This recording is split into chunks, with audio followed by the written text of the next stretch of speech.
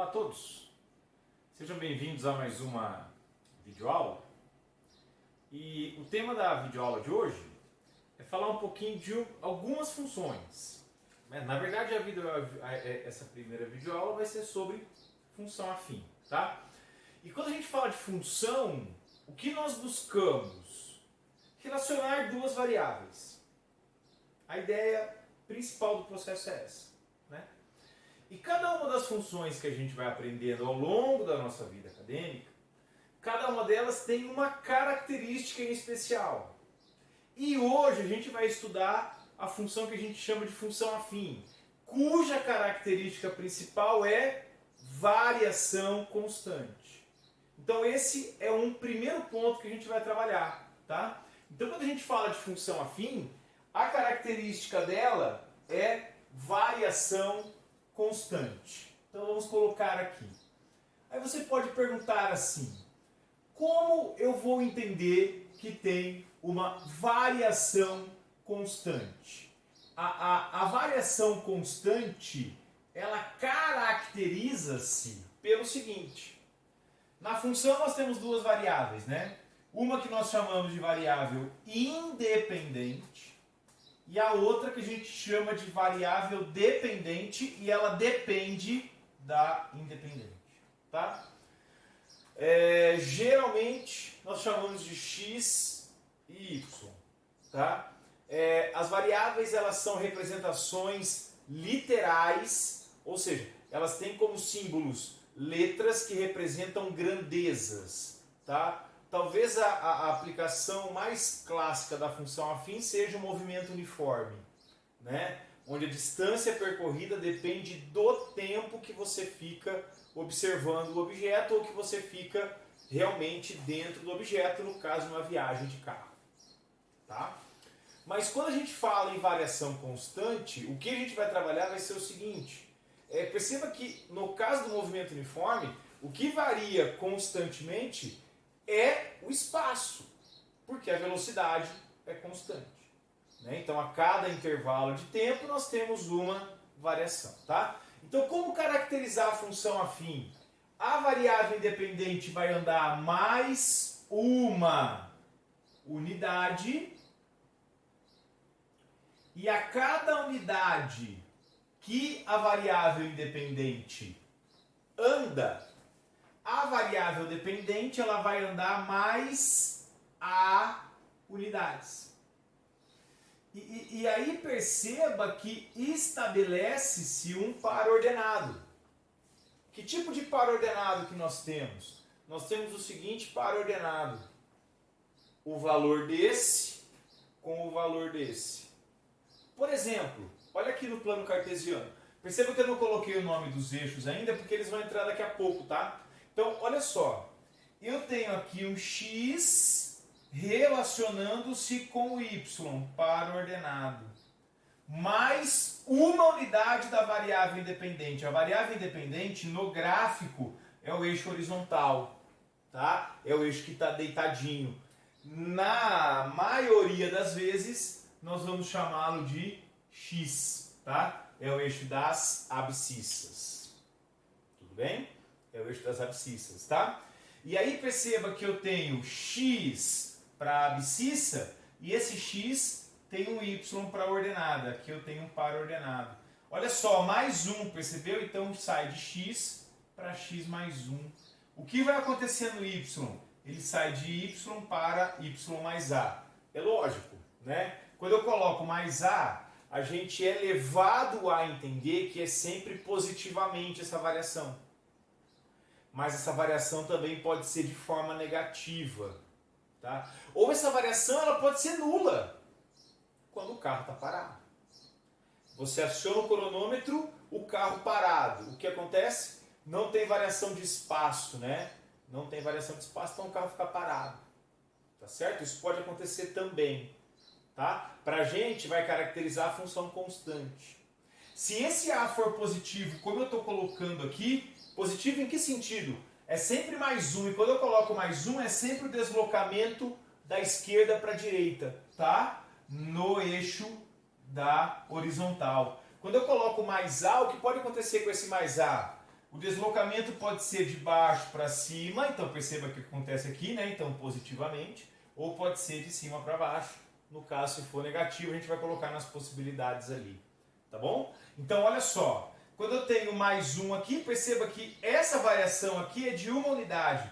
Perceba que essa variação aqui é de A unidades. E para a gente ter a função afim explicitamente, o que acontece? Aqui eu tenho mais uma unidade, porque vai de x mais 1 até x mais 2. E aqui vai variar as mesmas A unidades de antes, né? Então perceba, mais 1 na independente, mais A na dependente, que na grande maioria das vezes consagrado pelo uso, a gente usa y, mas cuidado, tá?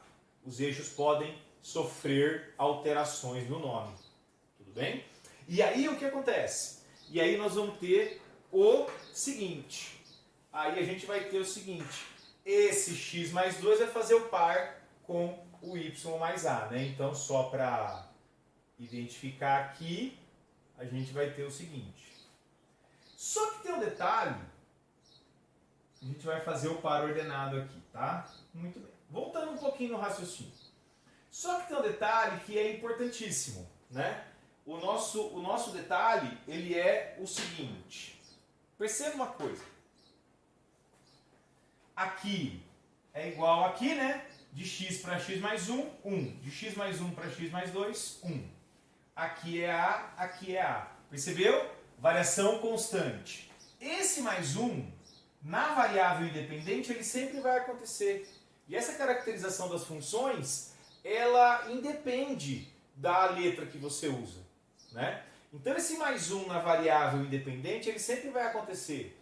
O que vai mudar a função é a variação aqui no y. Tá? Então esse mais 1 aqui na variável independente, ele sempre vai acontecer. Agora veja, aqui eu tenho mais A, aqui eu tenho mais A. Daqui para cá eu tenho um comportamento, daqui para cá eu tenho o mesmo comportamento. O que a gente conclui que o gráfico, nesse caso, vai ser para a gente uma reta. Vai ser para a gente uma reta. Tá? Por quê? Variações iguais, variações iguais. Tudo bem? E aí, perceba uma coisa. Como a gente vai ter essa variação aqui constante, então eu tenho um começo e depois só vou ter a variação à medida com que eu ando no x, né? Então se eu chamar a variável independente de x, a variável dependente de y, a expressão algébrica que vai modelar matematicamente, vamos dizer assim, a função afim, ela vai ser algo da forma y igual a x mais b. Tem um começo e tem uma variação de acordo com esse cara que está aqui. Tá certo? Isso aqui é diretamente proporcional. Tá? Quanto maior o x, maior ou menor esse resultado. Tá bom? De acordo com o sinal do A. Tá? E aí a gente carrega três possibilidades, né? Como a gente já tinha trabalhado anteriormente, né? Quais são essas três possibilidades?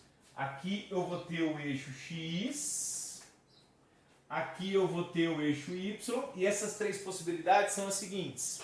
Se o A for positivo, o que vai acontecer? À medida com que eu tenho a variação de mais 1 no x, eu vou ter uma variação positiva no y. Então a tendência é que os pontos eles se acumulem subindo desta forma aqui, ó.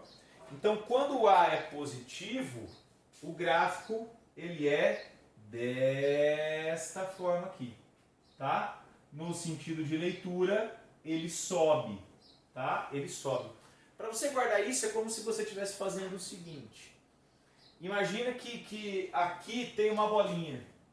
Imagina que aqui tem uma bolinha, a bolinha vai percorrer a reta, né? Se o A for positivo, o que acontece? No sentido de leitura, a bolinha vai subir, tá? Ela vai subir. Se o A é menor que zero, o que acontece? Aí você vai ter o gráfico desta forma, quando o A é menor que zero. Da mesma maneira, né? Faça a seguinte imagina a seguinte figura aí, né? Você tem uma bolinha aqui, ó, e a bolinha vai percorrer a reta. Se o A é menor que zero, o que acontece? Então, no sentido de leitura, a bolinha, ela desce. Tá certo? Ela desce. Tá? E se o A for... Deixa eu ver uma corzinha que eu vou usar aqui, pode ser essa aqui. Tá? Então, vamos usar essa. Né? E se o A for igual a zero, o que acontece? A gente tem constante. Né? Então, aqui a gente tem o A igual a zero. Tá bom? O A igual a zero. Tá? A aplicação básica disso aqui é movimento uniforme. Né? Qual que é a parte mais difícil da função afim? É a gente entender dentro do texto como que nós vamos interpretar isso como uma função afim. Tá bom? Gostou? Deu joinha. Gostou? Se inscreva no canal. Até a próxima.